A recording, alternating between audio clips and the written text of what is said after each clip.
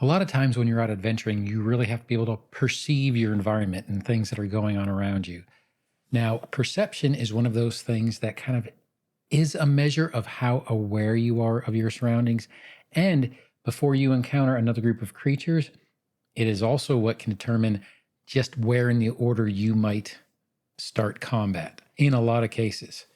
Perception is really interesting and it also ties into initiative a lot. But my name is Don. I'm trying to be the Sly Strategist, and let's go ahead and get into it. Now, your perception is the thing that measures your ability to be aware of what's going on in a room, what's going on in a combat, what's going on as you're walking around, and what is going on in your environment. It is how aware you are. Every creature has perception, and it is based and it is limited by whatever the creature's senses are.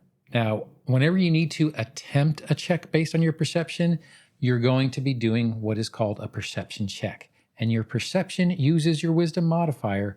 So when you're making this check, these are the things you need to kind of pay attention to. The perception check result is going to be a d20 roll plus your wisdom modifier plus your proficiency bonus. Most creatures are going to be at least trained, so they'll have a proficiency bonus of some sort.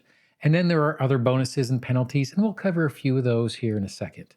Now, as mentioned, nearly all creatures are at least trained in perception, so you will almost always have a proficiency bonus to add to your proficiency modifier. Now, there are some circumstance bonuses that can be added to this particular thing, and it typically comes from advantageous situations or environments. Maybe it's a very well-lit room. Maybe you're seeing the upcoming creatures from an advantageous position, and you can get status bonuses from spells and other magical effects.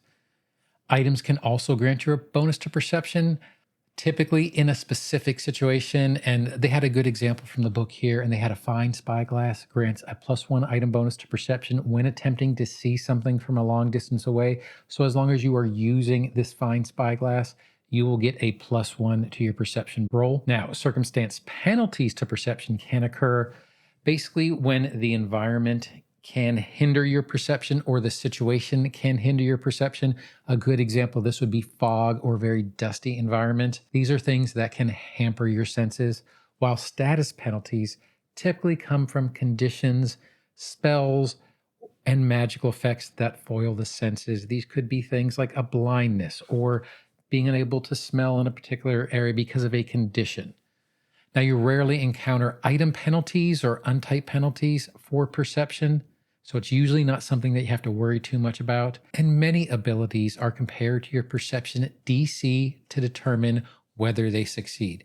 So your perception DC is 10 plus your total perception modifier, just like a DC is for most other things that you'll see on your character sheet.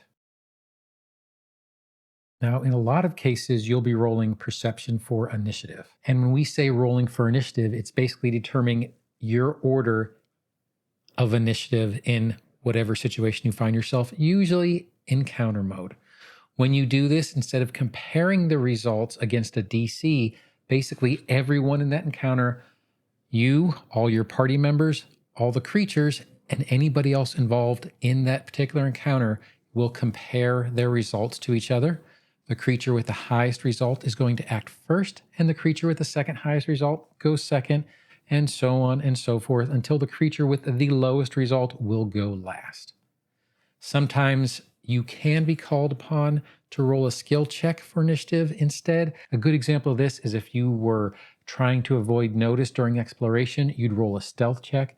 If you were in a social encounter, then it would be a deception or maybe a diplomacy check.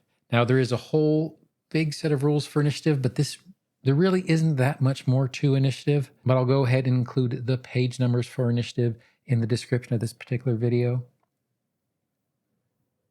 Now, I do hope this quick tip on perception and initiative kind of helped you out or made you think of it a little bit different. Usually when you hear that roll for initiative, you know your blood goes and you're ready to start whatever combat you're going to be getting into. And it usually means that something interesting is about to happen. And perception is that thing that allows you to be aware of what's going on, and it'll help you figure out where in the order you're going to go when you do enter an encounter. Now, I do hope you like this video, and if you did, feel free to like, subscribe, or hit that notification bell.